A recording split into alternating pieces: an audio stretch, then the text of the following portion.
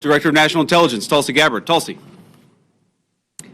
Thank you, Mr. Vice President, for your leadership in bringing the country's attention to what has been happening here at the border and the significant change that has already occurred under the short time that President Trump has been in office.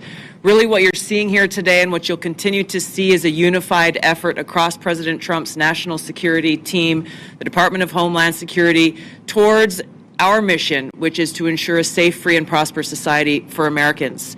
As Director of National Intelligence, there are a number of areas where we are focused. The President talked about in his speech, over 21 million people have come across our borders illegally under Joe Biden's administration. There are many of them that we don't know who they are. They have not been vetted. We don't know where they are. I'll give you one quick example of one of the problems that we are getting after. From Central Asia, there were over 4,000 people who came across our borders using an ISIS-affiliated network. Our National Counterterrorism Center went through and identified those individuals. There were hundreds of them who were either known terrorists or associated with known terrorists. That information was provided to the Biden administration.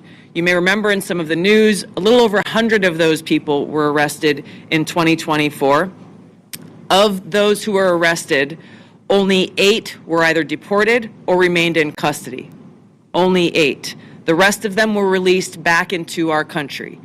Where are they? What are they doing? What may they be plotting? This is just the beginning. There are many, many areas that we need to stay very focused on, working with Department of Homeland Security, working with the FBI to ensure that we're keeping the American people safe.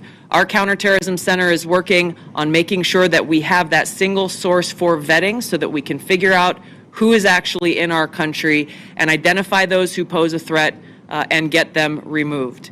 The President's designation of the cartels as foreign terrorist organizations falls directly into this, especially as we're seeing some of the tactics that these cartels are using reflect some of the tactics that we've seen used by Islamist terrorists in countries that many of us have served in overseas.